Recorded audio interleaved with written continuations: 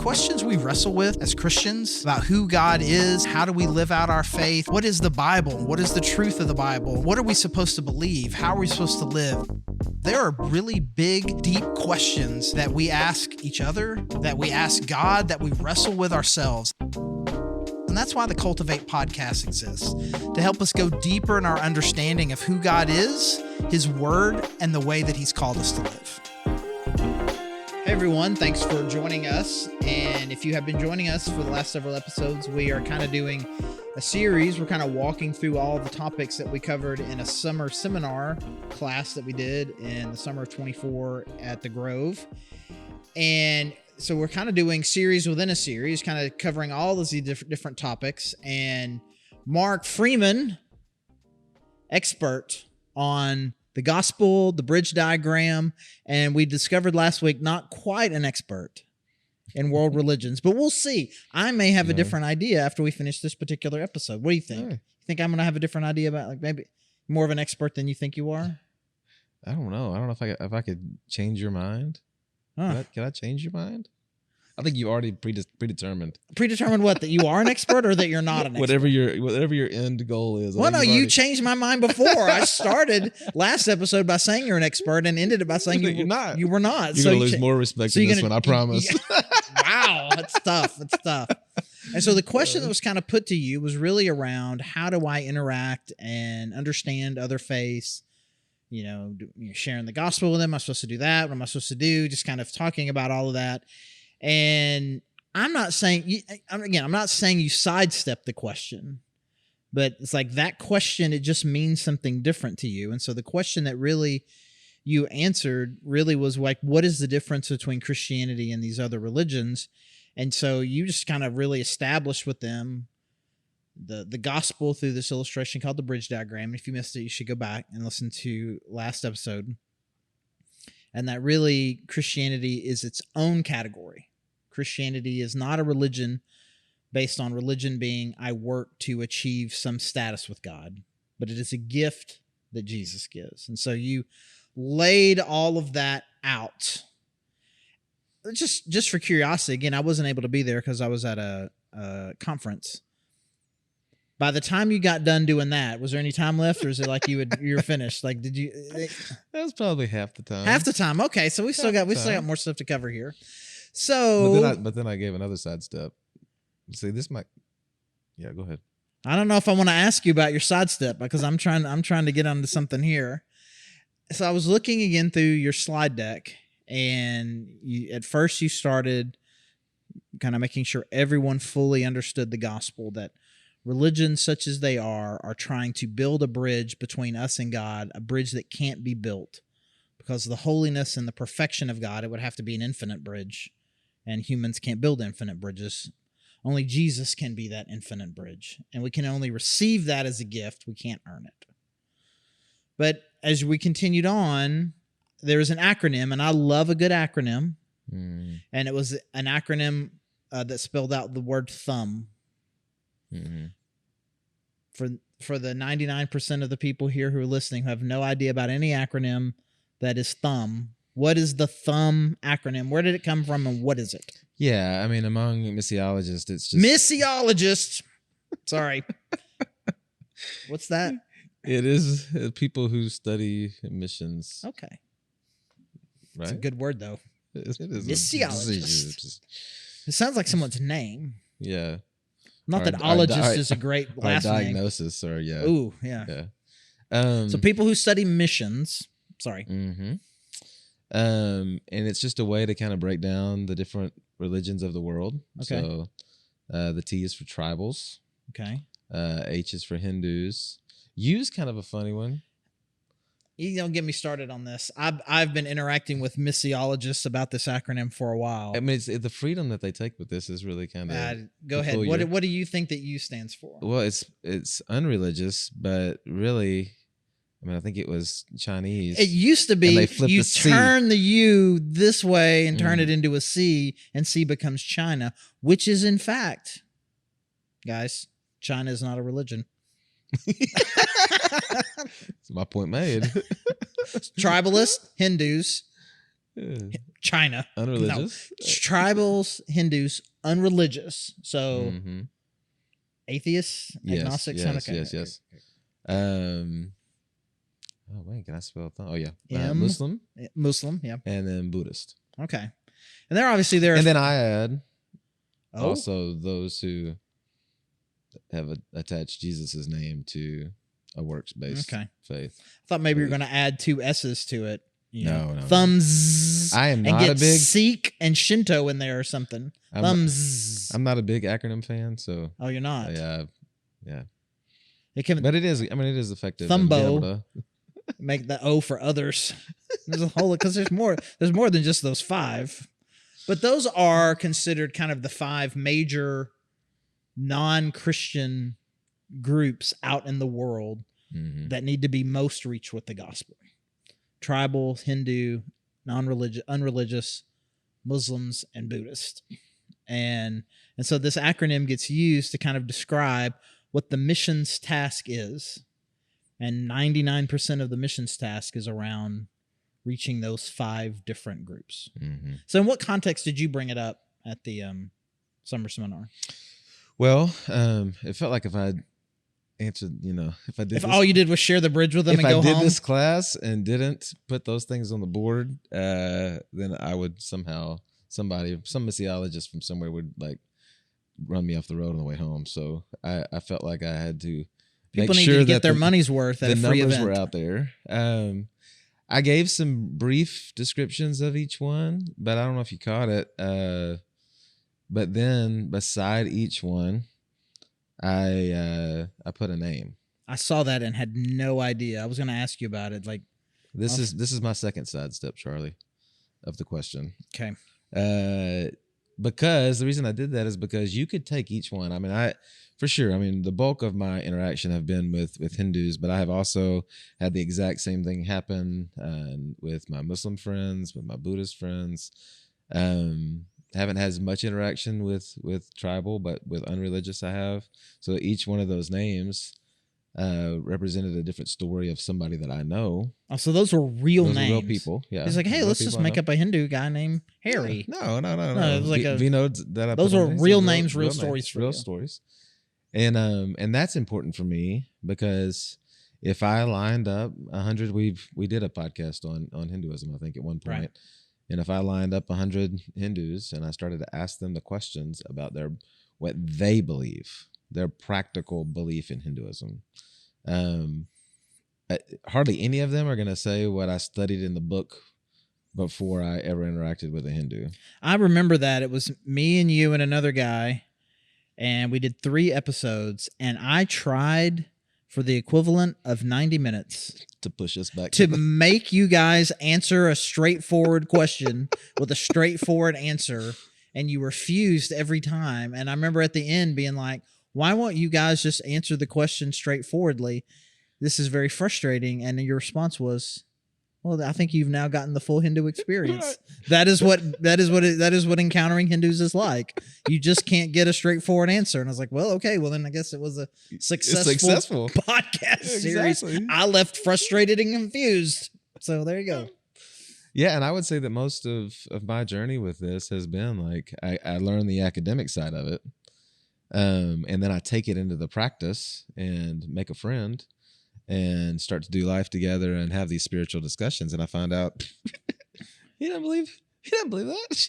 Right. She didn't believe any of that. And now I'm the one that looks like the fool because I'm talking all these things as if, well, this is what, what you actually believe about the afterlife is this. And then they're like, what are you talking about?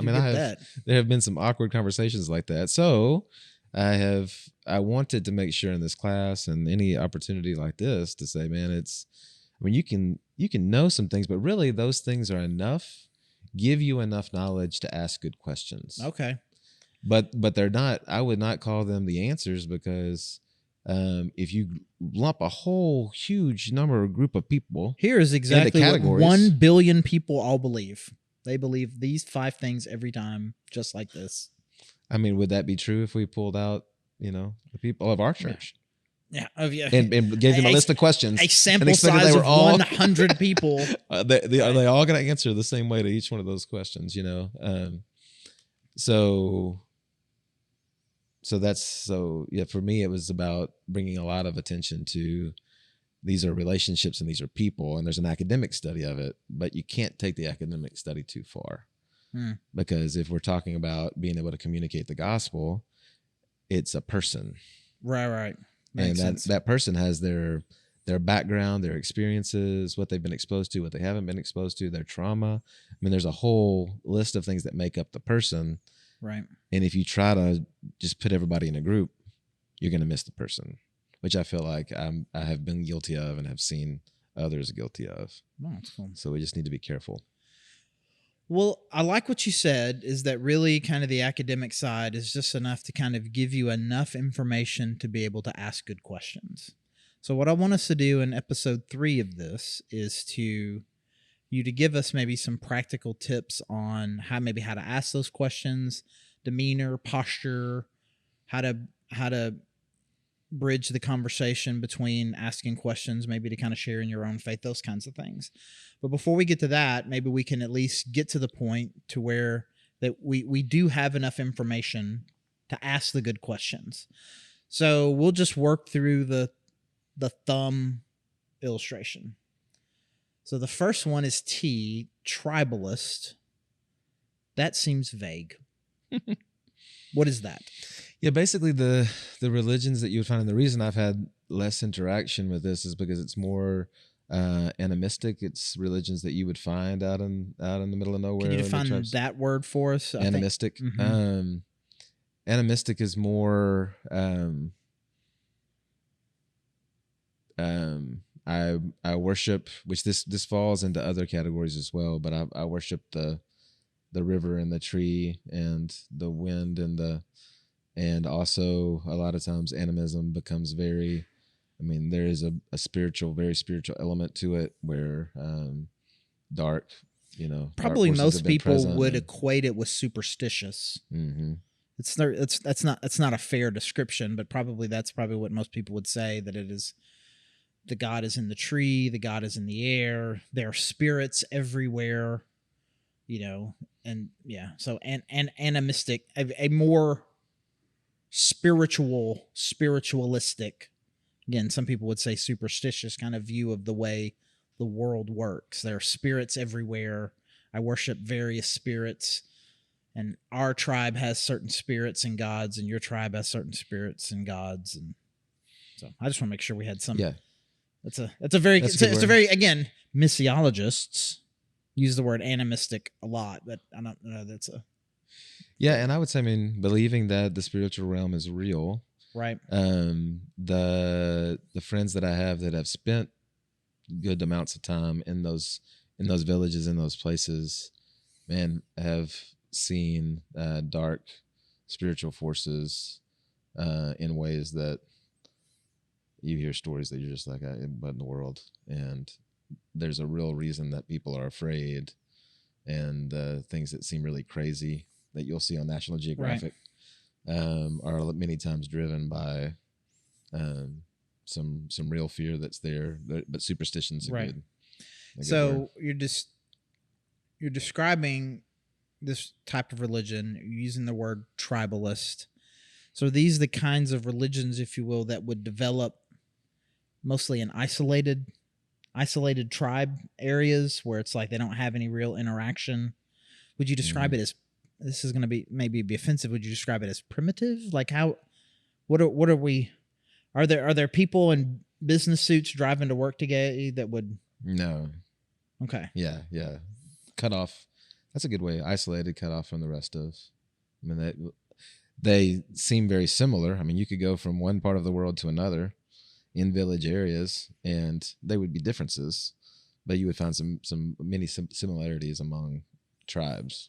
Okay. And so if our desire and our goal is to, in this series, to talk about how to interact with people from other religions, it does seem like the one we would least likely be interacting with. Mm-hmm. Maybe in some places within a couple of hours here, there might be some Native Americans who are still really hold to Native American religious traditions, and there would be some animistic qualities to that. But even still, like, it seems like that has progressed to more of a great spirit, one God who oversees all of that. And we say the spirit of the trees and the water, we really mean everything kind of flowing from the great spirit God. Seems to be more of that than pure tribalistic stuff that you're talking about. Mm-hmm. All right, so I mean, I don't want to dismiss that, but I mean, very few people are probably going to be missionaries in unreached tribes in Papua New Guinea or in the hills of India. So let's just, right. And that's what most people think about when they think about world religions.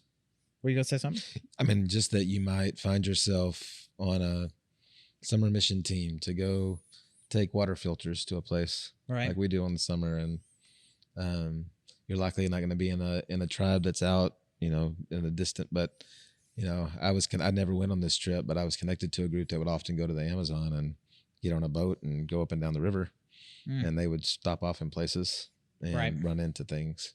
So, but yeah, you're not going to run in your neighborhood. You're probably not. JB Hunt. Yeah, I'm at work at JB Hunt. And, right. Okay. All right. So it's pretty tribal, but I don't know how to respond to that. All right. T, tribal. H, Hindu. Yes. I'm going to try again, can you give us any sort of overview to help someone just kind of understand the simple basics of what makes something Hindu as opposed to not Hindu? Well, first of all, I mean, Hinduism is to be from India. It's from that area. Yeah. So you're not born in Alaska, raised. It's like, I'm gonna look up the beliefs of Hinduism and say, I'm gonna become a Hindu today. If I actually asked a guy that question, he said, "You're crazy. You can't. It's not possible. Not possible because you're not from here." So a Hindu can only be Indian, right? Or Nepal is also a Hindu kingdom, but right. that valley coming from Hindu is both a religion and an ethnicity, similar to Judaism, which is not in the thumb acronym. Anyway, it's true. Acronym. How would you add that to your acronym? Give me some time. You can make it. Probably need to make it an I. We probably would need another. THUMBSIS. Thumbsis. Buddhist. Shinto. Anyways, go ahead. Yes. Oh, now okay. Israeli Sikh. Anyway, Thumbsis. Good. Yeah. Thumbs is thumb. What would the question mark be? Anyways, Hinduism. So it is both a nationality and a religion. Okay, so understand that. What are some of the more popular shared beliefs of people who are both Hindu in culture and in religion? So there is a mythology of these different Hindu deities. Each one specific to different areas in India, each one having different powers and granting different things, different favors. And so if you go from one place to the other, those families would have an idol of that deity, likely from either where their ancestors were from, if they've shifted to a different place, or from that area. They would give worship to that idol often. More devout families, it's a daily ritual that they're a part of. Festivals are all built around these different deities. These deities have different powers and things, but if you read the stories of all the Hindu gods, I mean, you wouldn't find a lot of kindness and care. You would find a lot of cheating and getting ahead, and so you don't. Again, there's a lot of fear related to what it looks like to give worship. But so polytheism seems to be a big part of it, and then gods are not loving. They are deceitful, hurtful, kind of like maybe like some of the Greek mythological, like a god's presence in your village is not necessarily a good thing. Okay. So then I offer it worship then to appease it more than to draw towards it. Right. And because I need something, like, Okay. if it's the God that grants money and we're in a financial hardship, that's the one I'm going to give my worship to. If I need protection, there's a different one that I would likely give my worship to. Okay. Also, there's these stages of life. And so in your early stages, you're in childhood, you're learning about life, you're trying to find your way. There's a spiritual side to that, but there's a big chunk of your life that your way of being spiritual is providing for your family, taking care of the needs of the household. And because Hindu households are multi-generational and live together, many times the responsibility for your parents and extended family falls on the breadwinner. And so you're very focused during those years. And then as you get to the later years, you get more focused on spirituality as you near to death and you start to detach from the world. And so there's a clear, depending on who you're talking to at what season of their life, you're gonna run into a different. Some in our age would seem very uninterested in spirituality, but they have embraced that as part of this is what it looks like to be spiritual right now. It's providing for everyone. Oh wow. Okay. This is my act, and by this I am being spiritual. So, having taken a handful of comparative religion courses, which we joked about last week, you would be the worst at. Right. Polytheism, caste system, reincarnation. Those are the three things that, if you're going to learn about Hinduism, those are the three things that you're going to talk about. You've touched on one, really haven't talked about the other two. How widespread is the caste system as far as being integral to the Hindu culture and religion? And how widespread is the belief in reincarnation? Yeah, I mean, the caste system, it's outlawed. It's not supposed to be prevalent, but everybody knows in any room that everyone is sizing one another up and which group that they're a part of, which family they're a part of, which station in life that they're a part of. And so just like I was talking about the different seasons of life have different perspective, different focus. Also, everyone has a different job, a different position, a different place. And it's based on your family and your group. And so you should marry in that group. You should do what that group does. So job wise, there's a reason why you go to hotels and you meet a guy and it's likely an Indian family that owns the hotel and his name's Patel, because the Patels, that's what Patels do. They do. They're very good at hosting, and it's multi-generational. It's their ancestors. It's what they do well, and always have. So it's very much still alive. What was the third thing you said? Reincarnation. Yeah. So the belief that this life is not just it. You don't just live, die, and it's over. But that one builds to another, and this long-term picture of what this thing is all about. It also affects people greatly. I've been to several funerals, and I've seen families cremate bodies without tears. And many times it's because of this long-term view. Yeah, this is a natural part of them moving on to the next stage. Yeah. Okay. And of course, your acts in this life then affect what that next life looks like. Okay. Tribal, Hindu, unreligious. I mean, I don't know if that's really a part of comparing major world religions. These people just don't believe anything. And this is probably most likely who you're going to run into at JB Hunt. Yeah. Someone I've got several friends locally that just don't believe. I just really don't believe in any of that. I'm just living a life. Yeah, and I would say also with Hindus, I have lots of friends locally who wouldn't call themselves Hindus, but in the things that we just described, there are several of those things that they do.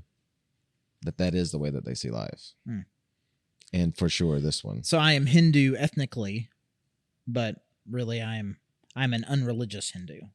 No, I'm saying that people who would not identify themselves as Hindu, but in practice, if I listen to what they say about what they believe, might not involve idol worship, it may not, but there's elements of Hinduism that have really begun to become a part of our culture. Right. And in the same way, Unreligious, yeah, you would bump into somebody and they might not say that they're, full blown atheist, but when you start to talk about practice and you start to talk about, what they really believe, a lot of times that comes to the surface.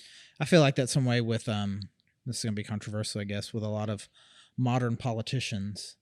They can't just come outright and say that they are atheist, because that wouldn't play well with a large swath of America. So they identify with a particular religion that they inherited, but the way that they think about the world is very secular, very just, all that is the physical. It's not a very unreligious, but I gotta say I'm something, because atheist sounds bad in people's ears. Muslim. We also did a podcast, not you and I, but me and a guest that I had met through what was once the CMM, now VIA, who had been doing some missions work with Islamic Muslim people. What are the basics there? You got 5 pillars that you're trying to accomplish. And again, giving a visit to Mecca is a big part of that. Your prayer life and the regimen of that, and being consistent with that. It is much more. It has a background. A lot of times people will call Muslims cousins to Christians, because the beginning books and the story is the same. They see Jesus as a prophet, but what Muhammad taught is, it kind of changed the direction of that. And so I remember talking about this with my friend in the podcast, that people will say, Muslims, Christians, and Jews all worship the same God, which I know. I mean, if I want to assume that people are saying that in good faith, I know what they mean by that, which is a monotheistic, all-powerful creator God. So we start with that. If that's all it takes for us all to worship the same God, then we all have the same basic theological construct of a God at that point, but it's really not the same for a lot of different reasons. But their key prophet is a guy named Muhammad, and again, he kind of theoretically built on what Jesus taught, and Jesus built on what Moses and Abraham taught. But Muhammad builds on that and teaches more, and anything that is different between, say, the New Testament and what Muhammad teaches has been corrupted by Christians over the years, not purely what Jesus really said. He didn't ever really said he was the Son of God in that way. And anything in the Old Testament that differs is the Jews had corrupted the text to make it say something different than what it said. So again, there's a family line there. And then there are a lot of Muslims that will connect the blessings of Abraham not to Isaac, but to Ishmael. And that Ishmael, his first son, through his wife's handmaiden, that really was the one that had the blessing, and that came through there, and then ultimately through Muhammad. And Muhammad receives this vision, theoretically from an angel, and helps him find what the right path is, writes what's called the Quran. And essentially, like you said, there's these 5 pillars, and you have to, if you believe that God is one, there's God, I believe in Allah, and that Muhammad is his prophet, and then I follow the rest of these pillars, I have at least the hope of attaining afterlife. Maybe. I've gotten the impression that Allah is a little temperamental, and if you catch him on a bad day, it may not matter how good a Muslim you were. Which is why in some sects there is such a fear, then can inspire some fanaticism to leave no doubt. Yeah, That's that's the reason why, like, a suicide bomber, you're like, Right. man, what in the world? How does that make sense? Again, But I'm not trying to be politically incorrect Yeah. here and say that all Muslims are suicide bombers, but it has the unfortunate side effect of inspiring that, because Allah can be erratic in his judgment over whether or not you're in or out. Right. But I mean, all of them have that aspect that if it's based on works, again, if it's what you do, then, those among us who want to leave no doubt, Right. we will. I mean, that's the reason I would call myself a recovering legalist, because if that's what it is, if it's a competition, or if it's a, then my goodness, we're going to do this. And so what is the thing to do that would make sure? Right. And with each group, with each belief system, there's one of those things, or a few of those things that, but if you did this, how could that person not be? Right.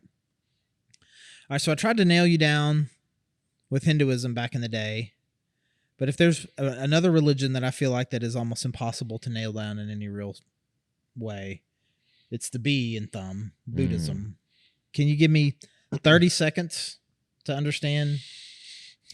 Yeah, all of the statues that you've seen, this is the Buddha, right? I've spent time in Thailand. They got a statue. They change his clothes. They've got a big Buddha, and they've got a little Buddha. Little Buddha gets his clothes changed every year. The people come in and do this for him. Pretty nice of them. You'll see things offered to the statue. The statue does not look like a guy from India, but actually, the Buddha was a prince. The Buddha was an actual person. Yes, it's not God. The Buddha is not God. The right. Buddha is a person. A person who, in short, and this again is from a lot of conversations, more than it is from books, but in short, believed that the path to joy in life was to renounce everything, to not feel the joy, to not feel the pain, to detach from the world, because the world was full of suffering. Yeah, to me, this is going to be a weird connection, but to me, I've always kind of associated it a little bit with some of the philosophy and religion that you find with the Jedis in Star Wars. They reject emotional attachments, relational attachments, financial attachments, and they just devote themselves simply to the practice of doing good, but without being attached to anything or anyone. Mm-hmm. And I've never really seen a whole lot of talk around it, of just like whether or not George Lucas was intentionally bringing Buddhism into it, because I think that would scare some people away. But that seems to be the way the Jedis talk, and so I think that honestly is a good primer for people to understand the basics of like what would it mean to have no emotional or physical attachments to anyone or anything in this world. And then, but still from that, trying to do good in the world. Mm-hmm. And that's why we were talking earlier. It's really more of a philosophy than a religion per se, because there's no necessarily any God in that you're trying to appease, but it is the way to achieve maximum life. However, and this is the thing that's really difficult about Buddhism, whichever place that you are, it has taken different forms around the world. And so I've definitely seen idol worship associated with Buddhism. Okay. I've seen ancestral worship associated and connected to Buddhism. I have seen monks in designer robes eating Haagen-Dazs ice cream when their leader, that color of robe and the purpose of the robe, in the original story, he stripped off all of his princely clothes and took the clothes from a dead body and embraced death. Right. To me, the worst kind of Buddhist, and this is another hot take, is the American millionaire Buddhist, which I feel like that most people, when a white American says that they're Buddhist, I think that they perceive it to be something chill. I'm just kind of more chill, bro. I kind of got more of a chill kind of thing. But like, part of me is like, have you Have you read anything? Like, do you know? I mean, like anybody who is a high achiever and says that they're a Buddhist has missed something. I'm trying to be the best at something in the world. I'm trying to be rich. I'm trying to achieve, but I'm a Buddhist, which again, I think that just comes from a complete misunderstanding of what Buddhism is, because Buddhism is I want nothing. I have nothing. There is nothing, just a lot of detachment and nothing. And that's not what people mean when it's like, man, I find myself connecting with Buddhism. It's like, great. Can I have your car? Mm-hmm. As you detach. Yeah. I found that usually they mean that they have begun to try to quiet their mind and meditate a bit. Yeah. And then they throw the term Buddhism on it. Yeah. Meditation and generic spirituality. Right. But not Buddhism. But not, well, it's not Buddhism. It's kind of giving a new age philosophy a more multicultural sounding term, but it's not Buddhism. Unless you are intentionally poor and have no friends on purpose, you're not really it's meditation. Right. All right, yeah. so go ahead. Well, I had a similar experience with a friend from Senegal who was an exchange student, devout Muslim. He wanted to go to a mosque, so I took him to the only mosque I could find, and it was in Little Rock. We showed up at the mosque. We were there about 15 minutes, and he looked at me and said, "This is not Islam. We must leave." Really? So we went and got some food and headed back to Arkadelphia. Yep. I feel like I need two more sentences to that story. Well, just the version of Islam that was there at the mosque in Little Rock. This guy straight from Senegal quickly identified the things that they're saying, the way that they're talking, that this is not the same Islam. This is not like a mosque in Senegal in all the ways. Yeah, and I could tell from the topics but this is probably not what you're talking about in Senegal. But. Probably not. All right, so we worked our way through Thumb. The only one that I feel like is left is Judaism, which people think they have the most familiarity with, but also have the most questions about. People will be asking, like, do they still believe in the Old Testament? Why don't they do sacrifices? What do they think about Jesus? Those kinds of they have questions. It's probably one that you're probably, at least in the South, you're not going to come across a whole lot of Jewish people. You may be more in the North or Northeast. But we have a lot of questions about it because, again, we probably feel like, in the same way we're talking about that Islam is a cousin, we kind of feel like maybe, I don't know, we inherited Judaism, like we took it over, and so Judaism, if it's the way it is expressed in the Old Testament is certainly not the way that it is expressed today. I mean, there are reasons why they don't make sacrifices on the altar anymore. Because really there's only one place you're supposed to do that, and that place has been destroyed. And because of that, they worship God. They worship God differently. Obviously, they don't believe in Jesus. But I would say, by and large, for a large swath of people, it's very similar to our conversation about Hinduism. It really is more about my ethnic and national culture and heritage than a particular set of religious practices. Mm-hmm. There's a monotheism to it. There is a goodness to it, but it's not. I would not say that there's a whole lot of them that are still anticipating the Messiah to come, waiting for fulfillments of Isaiah the way that we think that they should be, based on what our understanding of Judaism. It has really kind of become more of a, based on our race and our ethnicity, kind of a shared monotheism with a lot of diversity as far as what it means religiously to your particular practice. To practice. Yeah. Yeah. So we've made it through Thumb B. Thumb. Well, however. And just to throw in there, I have also recently run into several people who combine those last two. Who combine Judaism and Buddhism.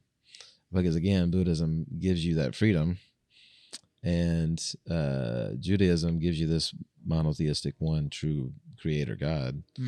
And so an Eastern practice of that, I had a professor it's in a thing. college that said he was a Buddhist Christian, kind of in similar ways. But I think mostly he said that for the shock value. He was something. Anyways, thank you so much. Next is tips and tricks on practices on how to, in a healthy, good way, interact with someone who is from another faith with the times we do encounter them. So I look forward to doing that with you, world religions expert Mark Freeman. I lost. No, you came back. You came back. Oh, no, okay. you came back. You came back. You came back. You are working your way up towards expert status. Apprentice, world religions apprentice, Mark Freeman. Thanks for joining us, and also for all of you, thank you for joining us. Encourage you to come back next week as we talk about more just about how we should be interacting when we come across people from other faiths. Again, thanks for joining us.